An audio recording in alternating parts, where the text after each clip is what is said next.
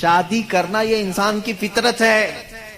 ہر مرد کے اندر عورت کی خواہش پیدائشی ہے. یعنی اللہ تعالیٰ نے اس کے جسم میں یہ رکھا ہے کہ عورت سے وہ قرار حاصل کرے، تسکین حاصل کرے. مردوں کو اللہ نے یہ خصوصیت دی ہے، صفت دی ہے، اور عورتوں کے بھی اندر اللہ نے یہ رکھا ہے کہ ان کا میلان یا ان کی توجہ مردوں کی طرف ہے، لیکن اس کو اسلام نے ایک حلال طریقے سے باندھا ہے، وہ نکاح کے ذریعے سے. اب اگر کسی پر پابندی لگا دیں، اگر میں کہہ دوں کہ میرے جتنے قریب کے ہیں، جتنے ماننے والے ہیں، ان میں سے کوئی بھی عورت کو ٹچ نہیں کرے گا زندگی بھر، تو یہ میں نے فطرت کے خلاف بات کی. یہ فطرت کے خلاف بات کی. میں بول نہیں سکتا کہ تم شادی نہ کرو، نکاح نہ کرو، اور اسلام نے کبھی بھی ایسی پابندی نہیں لگائی.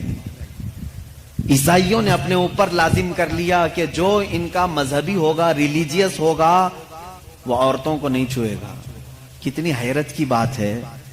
معلوم ہے آپ کو، آج دنیا میں ویمن رائٹس کی بات عیسائی کرتے ہیں جو خود نکاح نہیں کرتے. جو پادری نکاح نہیں کرتا، کبھی عورت کو اپنے ساتھ نہیں رکھتا، وہ ویمن رائٹس کی بات کرتا ہے. حیرت نہیں ہوتی؟ کچھ نن ایسی ہیں جن کو زندگی بھر کے لیے پابندی لگا دی گئی کہ اب تم کسی مرد کی بیوی بن نہیں سکتی. سنیاس لے لیا اس نے، وہ کبھی یہ راستے پر آ نہیں سکتی. یہ فطرت کے خلاف ہے، اور ہم نے اس کے انجام دیکھے ہیں، بلکہ اخباروں نے آپ سب کو بتایا بھی ہوگا. حقیقت ہے کہ جب فطرت کے خلاف کوئی بات کی جاتی ہے تو وہ چند دن تک تو چل سکتا ہے، لیکن پھر کہیں غائبانہ طور پر لاوا پھوٹ ہی جاتا ہے. اور اس کا انجام دیکھا ہے کہ کئی چرچ ایسے نکلے جہاں پر راہبوں نے نن اور دوسرے آنے والے بھکتوں کو ہی نہیں بخشا. یہ حالات ہوئے ہیں. اس کی وجہ یہ ہے کہ فطرت کے خلاف یہاں پر حکم دیا، یا انہوں نے خود اپنے آپ کو اس طرح کا کیا. اسی طرح سے بعض دوسرے مذاہب میں بھی سنیاس لینے کے جو طریقے بتائے گئے ہیں، اسلام اس کا قائل نہیں ہے. اسلام معاشرتی مذہب ہے، سب کے ساتھ رہ کر کے جینے والا مذہب ہے. اگر دنیا کو ترک کرنے کا مطلب یہ ہوتا کہ انسانوں میں نہ رہا جائے، تو کبھی رسول کریم صلی اللہ علیہ وسلم مدینے جیسے شہر میں رہتے ہی نہیں، جنگل میں جا کر کے رہتے ہیں، کنارہ کشی اختیار کر لیتے. لیکن اسلام معاشرتی مذہب ہے، یعنی لوگوں کے درمیان رہنے کا مذہب ہے، دین ہے. ہم سنیاس نہیں لیتے. ایک صحابی، 3 صحابہ حضور صلی اللہ تعالی علیہ وسلم کے حجرے کے باہر کھڑے ہو کر کے یہ باتیں کر رہے تھے. حضور صلی اللہ علیہ وسلم رات کو عبادت کے لیے کھڑے ہوتے تو آدھی رات گزر جاتی تھی.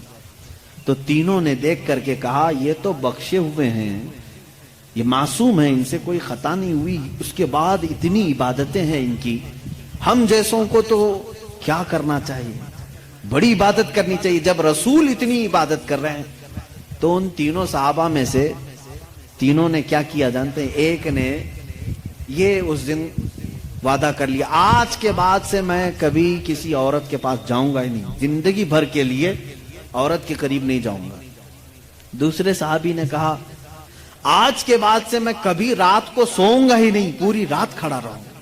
تیسرے صحابی نے کہا آج کے بعد سے میں کبھی کھاؤں گا ہی نہیں، دن میں بھی اور رات میں بھی روزہ رکھوں گا. رسول کریم صلی اللہ تعالی علیہ وسلم اندر سے سن رہے تھے، باہر تشریف لائے، اور میرے آقا صلی اللہ تعالی علیہ وسلم نے پوچھا تم میں سے کون کون ہے جو یہ باتیں کر رہا تھا؟ وہ صحابہ نے کہا کہ یا رسول اللہ صلی اللہ علیہ وسلم، ہم نے آپ کی عبادتوں کو دیکھ کر کے یہ کہا، جب آپ سید الانبیاء ہیں، معصوم ہیں، آپ اتنی عبادت کرتے ہیں تو پھر ہماری عبادت کا حال کیا ہونا چاہیے؟ ہمیں بہت زیادہ عبادت کرنے کی ضرورت ہے، اس لیے ہم نے ایسے ایسے عہد کیے. میں نے کہا ہے کہ آج سے میں عورتوں کو چھوؤں گا نہیں، کبھی کسی کے قریب نہیں جاؤں گا، نکاح کر کے بھی نہیں جاؤں گا. دوسرے نے کہا میں نے یہ کہا ہے کہ رات کو سوؤں گا نہیں. تیسرے نے کہا میں نے یہ کہا ہے کہ آج کے بعد سے کبھی کھاؤں گا نہیں. اللہ کے نبی صلی اللہ علیہ وسلم نے فرمایا اسلام یہ نہیں ہے، اسلام یہ نہیں ہے. میری سنت پر اگر عمل کرنا چاہتے ہو تو میں اللہ کی عبادت کا بھی حق ادا کرتا ہوں اور عورتوں کا بھی حق ادا کرتا ہوں.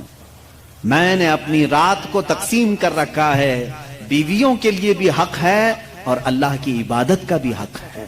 اور دوسرے سے کہا تم نے کہا کہ رات کو کبھی سوؤں گا ہی نہیں, یہ بھی ہمارا طریقہ نہیں ہے, تم فطرت کے خلاف بات کر رہے ہو, بیمار ہو سکتے ہو, روزانہ رات پورے نہیں سو رہے. اب یہاں اس پر میں رک کر کے کہوں گا, حضور صلی اللہ علیہ وسلم نے اس صحابی کو منع کیا جو یہ کہہ رہے تھے میں رات بھر عبادت کروں گا. حضور نے فرمایا میری سنت یہ ہے کہ میں تھوڑی رات آرام کرتا ہوں اور تھوڑی رات اپنے رب کی عبادت بھی کرتا ہوں. تمہارے جسم کا بھی تم پر حق ہے, اس کو بھی آرام دو.